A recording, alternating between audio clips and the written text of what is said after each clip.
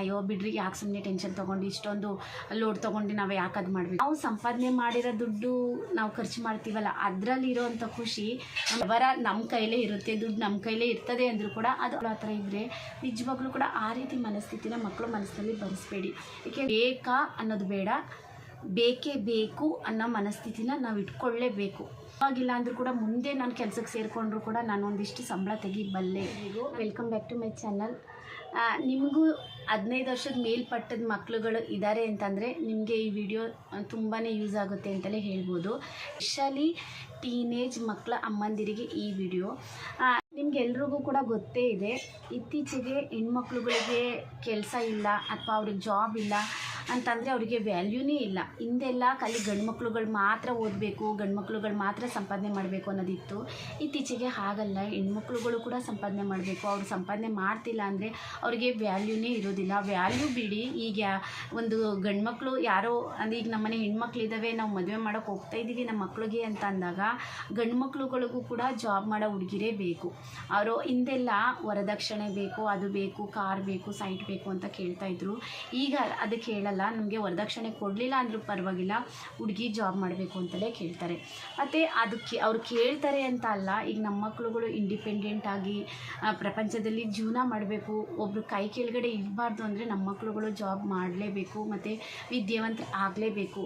ನೀವು ಜಾಬ್ ಈಗ ನೀವು ಮದುವೆ ಆದಮೇಲೆ ಜಾಬ್ ಮಾಡಿ ಅಥವಾ ಬಿಡಿ, ಅಥವಾ ಕೆಲವೊಬ್ಬರಿಗೆ ಈ ಮನೆಗಳಲ್ಲಿ ಅವ್ರಿಗೆ ತುಂಬ ಚೆನ್ನಾಗಿರ್ತಾರೆ, ಅವ್ರಿಗೆ ಜಾಬ್ ಮಾಡೋ ಅವಶ್ಯಕತೆ ಇರೋದಿಲ್ಲ, ಅಥವಾ ಅವ್ರಿಗೆ ಮಕ್ಕಳಾದಮೇಲೆ ಕೆಲವೊಬ್ಬರು ಜಾಬ್ ಬಿಟ್ಬಿಡ್ತಾರೆ, ಅದೆಲ್ಲ ಸೆಕೆಂಡರಿ. ಆದರೆ ನೀವು ಇಂಡಿಪೆಂಡೆಂಟ್ ಆಗಿ ನಾನು ದುಡ್ದು ನಾನೊಂದಿಷ್ಟು ಸಂಪಾದನೆ ಮಾಡಬಲ್ಲೆ, ಅಷ್ಟು ಕೆಪಾಸಿಟಿ ನನಗಿದೆ ಅನ್ನೋದು ನಿಮ್ಮ ಮಕ್ಕಳಲ್ಲಿ ನೀವು ಹುಟ್ಟಿಸ್ಲೇಬೇಕು. ಅಂದರೆ ಅದನ್ನು ನಿಮ್ಮ ಆ ಮಕ್ಕಳ ಮನಸ್ಸಿನಲ್ಲಿ ನೀವು ಬೆಳೆಸಲೇಬೇಕು.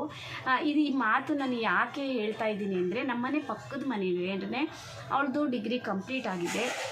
ಇನ್ನು ಆ ಮಗು ಯಾರ್ದೋ ಮದುವೆಗೆ ಅಂತ ಊರಿಗೆ ಹೋದ್ಲು, ಹಾಗಾಗಿ ಅವಳದು ಫಾರ್ಮ್ ತುಂಬಿಸೋದು ಲೇಟ್ ಆಯಿತು. ಆಯ್ತಾ, ಅಡ್ಮಿಷನ್ ಸಿಗಲೇ ಇಲ್ಲ ಅವಳಿಗೆ, ಕೆಲವೊಂದು ಕಾರಣಗಳು. ಮತ್ತು ಅವರು UP ಅವರು, ಮತ್ತು ಇನ್ನು ಬ್ರಾಹ್ಮಣ್ UP ಆದದ್ರಿಂದ ಅವ್ರ ಕಡೆ ಹೆಣ್ಮಕ್ಳುಗಳು ಅಷ್ಟೇನು ಕೆಲಸ ಮಾಡಲದಿಲ್ವಂತೆ. ಈಗೀಗ ಅಲ್ವರ ನಿಮಗೆ ಗೊತ್ತು, UP ಬಿಹಾರ್ ಸೈಡ್ನಲ್ಲಿ ಹೆಣ್ಮಕ್ಳುಗಳನ್ನ ಆದಷ್ಟು ಕೂಡ ಕೆಲವೊಬ್ಬರು ಕೆಲಸಕ್ಕೆಲ್ಲ ಕಳಿಸ್ಲಿಕ್ಕೆ ಇಷ್ಟಪಡೋದಿಲ್ಲ. ಇತ್ತೀಚೆಗಂತೂ ಎಲ್ಲರೂ ಹೋಗ್ತಾರೆ. ಅವ್ರ ಮನೆ ಸೊಸೆನೂ ಕೂಡ ತುಂಬ ಒಳ್ಳೆ ದೊಡ್ಡ ಪೋಸ್ಟಲ್ಲಿದ್ದಾಳೆ, ಮತ್ತು ದೊಡ್ಡ ಮಗಳು ಕೂಡ ಇದ್ದಾಳೆ. ಆದರೆ ಚಿಕ್ಕ ಮಗಳನ್ನ ಇನ್ನೊಂಥರ ಚಿಕ್ಕಳು ಅಂತ ಅಂದ್ಬಿಟ್ಟು ಏನೋ ಒಂಥರ ಹೆಚ್ಚು ಪ್ರೀತಿಯಿಂದನೂ ಕೂಡ ಬೆಳೆಸಿದ್ರು. ಹಾಗಾಗಿ ಚಿಕ್ಕದ್ರಿಂದಲೂ ಕೂಡ ನಾನು ಅವ್ರನ್ನ 1.5 ವರ್ಷದಿಂದ ನೋಡ್ತಾ ಇದ್ದೀನಿ. 1.5 ವರ್ಷದಿಂದಲೂ ಕೂಡ ಅವಳು ಡಿಗ್ರಿನಲ್ಲಿ ಇರಬೇಕಾದ್ರೂ ಕೂಡ ಅವ್ರ ಅಮ್ಮನಿಗೆ ಇದೇ ಇರ್ತಿತ್ತು, ನನ್ನ ಮಗಳು ಕೆಲಸಕ್ಕೆ ಹೋಗೋ ಅವಶ್ಯಕತೆ ಇಲ್ಲ, ಅಯ್ಯೋ ಅವಳೇನು ಕೆಲಸಕ್ಕೆ ಹೋಗಬೇಕಾಗಿಲ್ಲ, ಏನು ಅಂದರೆ ಗ್ರ್ಯಾಜುಯೇಷನ್ ಕಂಪ್ಲೀಟ್ ಮಾಡಬೇಕು. ಮತ್ತು ಇನ್ನೊಂದು ರೀಸನ್ ಏನು ಅಂದರೆ, ಅವ್ರ ದೊಡ್ಡ ಮಗಳು ಪ್ರೀತಿಸಿ ಮದುವೆ ಮಾಡಿಕೊಂಡ್ಲು. ಅದರ ಕ್ಯಾಸ್ಟ್ ಅಲ್ಲ, ಅವ್ರ ಕಾಸ್ಟಲ್ಲೇ ಮದುವೆ ಮಾಡಿಕೊಂಡ್ಲು. ಆದರೆ ಅವರಿಗೆ ಬಿಲ್ಕುಲ್ ಇಷ್ಟ ಇರಲಿಲ್ಲ. ಈಗ 2-3 ವರ್ಷ ಆಗಿದೆ.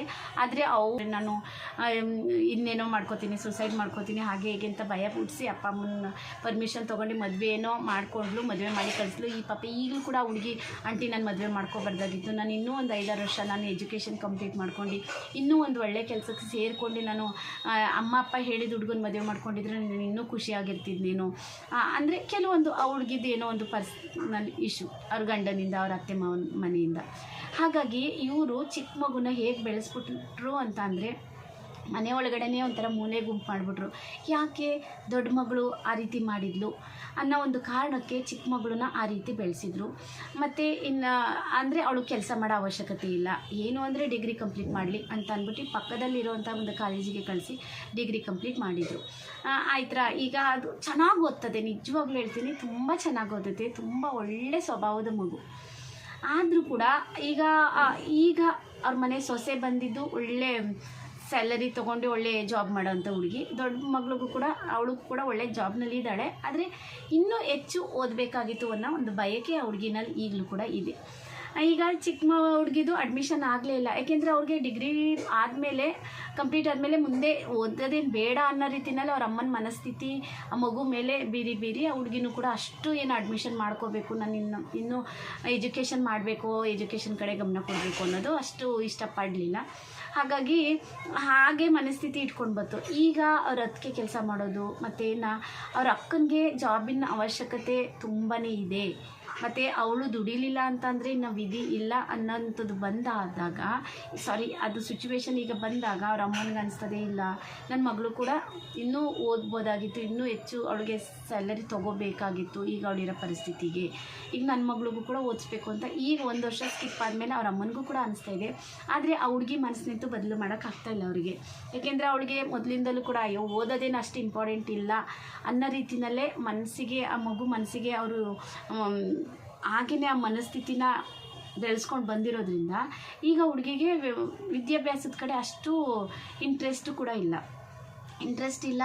ಮತ್ತೀಗ ಆನ್ಲೈನಲ್ಲಿ ಏನೋ ಒಂದು ಜಾಬ್ ಮಾಡ್ತೀನಿ, ಯಾಕೆಂದರೆ ಅವ್ರ ಅಕ್ಕನೆಲ್ಲ ನೋಡಿ ಇನ್ನು ಮನೆಯಲ್ಲಿದ್ದಾಳೆ, ಇನ್ನು ಮುಂದಿನ ವರ್ಷಕ್ಕೆ ಇನ್ನು ಅಡ್ಮಿಷನ್ ಮಾಡ್ಕೋಬೇಕು. ಈಗ ಅಷ್ಟವರಿಗೆ ನಾನು ಏನೋ ಒಂದು ಆನ್ಲೈನ್ ಜಾಬ್ ಮಾಡ್ತೀನಿ ಅಂತ ಕೂತ್ಕೊಂಡ್ಳು.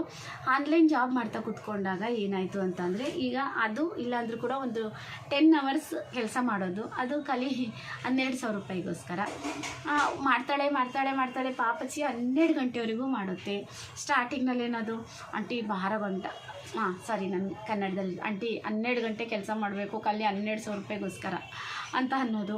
ಆಮೇಲೆ ತುಂಬ ಇರಿಟೇಟ್ ಆಗೋದು, ಇನ್ನು ತುಂಬ ಅಯ್ಯೋ ಯಾಕಾದರೂ ಮಾಡ್ತೀನೋ ಅಂತ ನನಗೆ ಆದರೂ ಮಾಡಬೇಕು ಹುಡುಗಿಗೆ, ಅಂದರೆ ಅದಕ್ಕೆ ಅಕ್ಕ ಮಾಡ್ತಾರಲ್ಲ ಅದಕ್ಕೆ.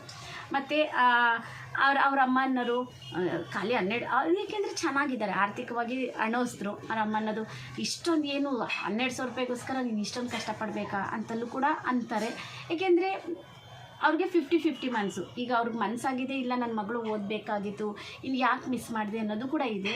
ಮತ್ತು 12,000 ರೂಪಾಯಿಗೋಸ್ಕರ ನೀನು ಇಷ್ಟೊಂದು ಕಷ್ಟಪಡಬೇಕಾ, ಚಲ್ ಬಿಸಾಡೋದನ್ನ ಬೇಡ ಬಿಟ್ಬಿಡು ಅಂತಲೂ ಕೂಡ ಹೇಳ್ತಾರೆ. ಈಗ ಇತ್ತೀಚೆಗೆ ಆ ಹುಡುಗಿಗೆ ಇಲ್ಲ ನಾನು ಮಾಡಬೇಕು, ಏನೋ ಒಂದು ಕೆಲಸ ಮಾಡಬೇಕು ಅಂತಲೂ ಕೂಡ ಬಂದಿದೆ.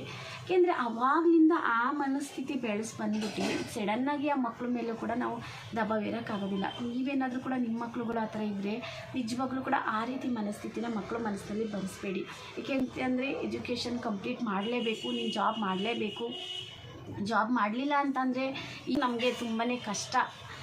ಮತ್ತು ಭಲೆ ನೀನು ಜಾಬ್ ಮಾಡಬೇಡ, ಓಕೆನಾ, ನಿನ್ನ ಮನೆಯಲ್ಲೇ ಇರೋ ಮಕ್ಕಳು ಮಾಡ್ಕೊಂಡು ಮಕ್ಕಳನ್ನ ಸಾಕೊಂಡು ಅಥವಾ ಮನೆ ನೋಡ್ಕೊಂಡು ಆದರೂ ಪರವಾಗಿಲ್ಲ, ಎಜುಕೇಷನ್ ಮಾತ್ರ ಕಂಪ್ಲೀಟ್ ಮಾಡಲೇಬೇಕು ಅನ್ನೋ ಅಂಥದ್ದನ್ನ ನಾವು ಮಕ್ಕಳು ಮನಸ್ಸಿನಲ್ಲಿ ಬೆಳೆಸಲೇಬೇಕು ಫ್ರೆಂಡ್ಸ್. ಇಲ್ಲ ಅಂತಂದರೆ ಅವ್ರಿಗೆ ಒಂದು ಸಲ ಅಯ್ಯೋ ಇದೆಲ್ಲ ಅಷ್ಟು ಇಂಪಾರ್ಟೆಂಟ್ ಇಲ್ಲ ಅಂತ ಅನ್ನೋದು ಮನಸ್ಸಿಗೆ ಬಂದುಬಿಟ್ರೆ ನಿಜವಾಗ್ಲೂ ಕೂಡ ಮಕ್ಕಳು ಓದೋದ್ರ ಕಡೆ ಗಮನ ಕೊಡೋದಿಲ್ಲ. ಮತ್ತು ಇನ್ನೊಂದೇನು ಅಂತಂದರೆ, ಗಿಡವಾಗಿ ಬಗ್ಗಿದ್ದು ಮರವಾಗಿ ಬಗ್ಗಿದೆ ಅಂತ ನಿಮಗೆ ಗೊತ್ತು. ಚಿಕ್ಕದ್ರಿಂದಲೂ ಕೂಡ ನಮ್ಮ ಮಕ್ಕಳಿಗೆ ಇದು ಇಂಪಾರ್ಟೆಂಟು, ಇದು ಬೇಕೇ ಬೇಕು, ಇದಿಲ್ಲ ಅಂದರೆ ಜೀವನ ಇಲ್ಲ ಅಂತ ನಾವು ಅವ್ರ ಮನಸ್ಸಿಗೆ ಬರೆಸಲಿಲ್ಲ ಅಂತಂದರೆ ದೊಡ್ಡದಾದ ಮೇಲೂ ಕೂಡ ಒಂಥರ ಚಿಲ್ಲಾಗಿ ಇದ್ಬಿಡ್ತವೆ.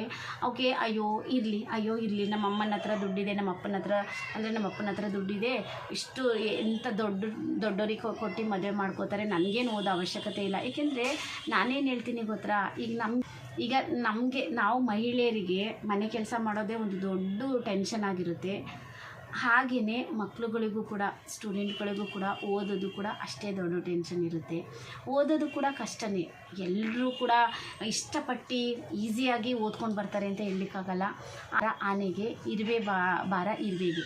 ಹಾಗೆ ಅವ್ರವ್ರದ್ದು ಕೆಲಸ ಅಥವಾ ಅವ್ರವ್ರ ವರ್ಕ್ ಅಥವಾ ಅವ್ರವ್ರದ್ದು ಕಲಿಕೆ ಅವ್ರವರಿಗೆ ಕಷ್ಟನೇ.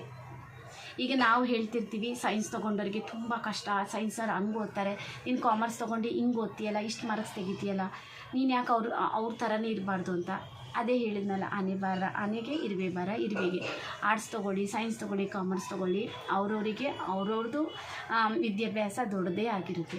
ಹಾಗಾಗಿ ನಾವು ಅಪ್ಪ ಅಮ್ಮ ಆಗಿರೋರು ನಾವು ಅವರಿಗೆ ಸಪೋರ್ಟ್ ಮಾಡಬೇಕು. ಎಲ್ಲೂ ಕೂಡ ಮಕ್ಕಳು ಮನಸ್ಸಿನಲ್ಲಿ ಅಯ್ಯೋ ಓದಲಿಲ್ಲ ಅಂದರೂ ಕೂಡ ನಡೆಯುತ್ತೆ, ನನ್ನ ಹತ್ರ ದುಡ್ಡಿದೆ, ನಾನು ದೊಡ್ಡ ಮನೆ ಕೊಟ್ಟು ಮದುವೆ ಮಾಡಿಬಿಡ್ತೀವಿ, ಚೆನ್ನಾಗಿರ್ಬೋದು, ನೀನು ಯಾಕೆ ಇಷ್ಟು ಕಷ್ಟಪಟ್ಟು ಓದ್ತೀಯಾ, ಅಯ್ಯೋ ಯಾಕೆ ಕೆಲಸ ಮಾಡಬೇಕು, ಅಷ್ಟು ದುಡ್ಡಿಗೋಸ್ಕರ, ಅಷ್ಟು ಸಂಬಳಕ್ಕೋಸ್ಕರ ಅಂತ ಅಂದ್ಬಿಟ್ಟು ನಾವು ಯಾವಾಗಲೂ ಕೂಡ ಮಕ್ಕಳು ಮನಸ್ಸಿನಲ್ಲಿ ಈ ಥರ ನೆಗೆಟಿವಿಟಿನ ತುಂಬಬಾರ್ದು.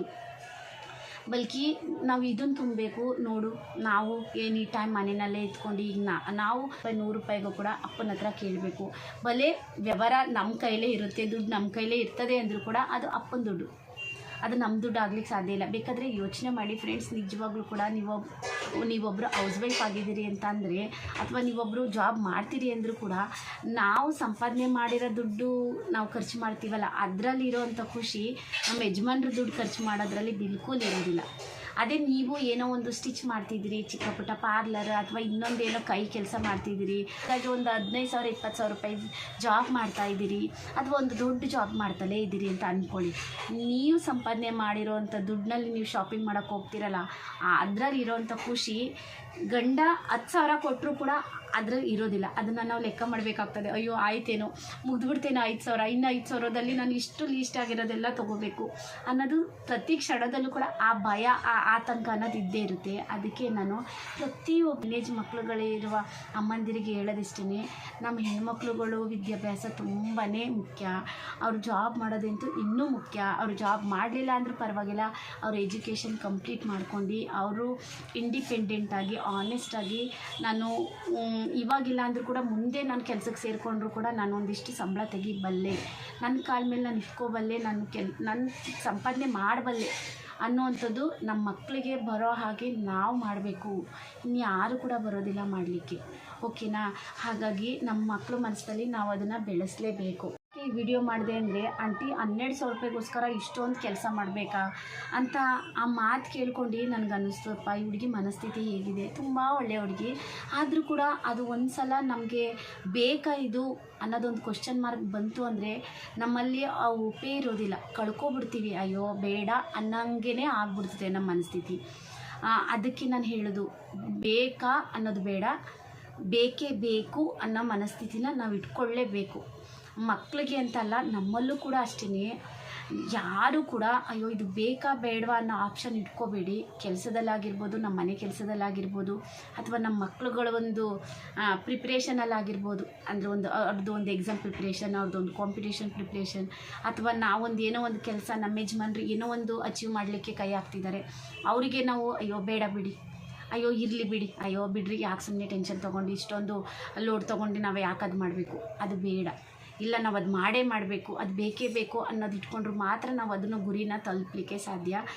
ಈ ಆಪ್ಷನಲ್ಲಿ ಮಾತ್ರ ಯಾರೂ ಇಡಬೇಡಿ, ಈ ಮನಸ್ಥಿತಿನಲ್ಲಿ ಬೇಡ, ಬೇಕೋ ಬೇಡವೋ, ಅಯ್ಯೋ ಇರಲಿ ಬಿಡು, ಅಥವಾ ಅದು ಬೇಕಾ ಇದು ಬೇಡ, ಇಲ್ಲ ನಮಗೆ ಬೇಕೇ ಬೇಕು, ಇಲ್ಲ ನಾವು ಮಾಡಲೇಬೇಕು ಅನ್ನೋದನ್ನ ನಾವು ಇಟ್ಕೊಂಡು ಹೋದ್ರೆ ಮಾತ್ರ ನಾವು ಅಂದ್ಕೊಂಡಿರೋ ಗುರಿನ ತಲುಪಲಿಕ್ಕೆ ಸಾಧ್ಯ.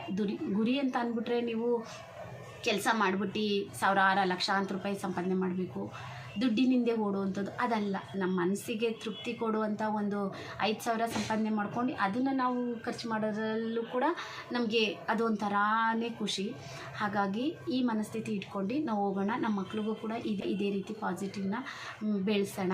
ಇಷ್ಟಿತ್ತು ಫ್ರೆಂಡ್ಸ್ ವಿಡಿಯೋ ಹೇಗೆ ಅನಿಸ್ತು ಅಂತ ನನಗೆ ಕಮೆಂಟ್ ಮಾಡಿ ತಿಳಿಸಿ. ನನ್ನ ವಿಡಿಯೋ ನೋಡೋರಿಗೆಲ್ಲ ನನ್ನ ಧನ್ಯವಾದಗಳು. ಬಾಯ್.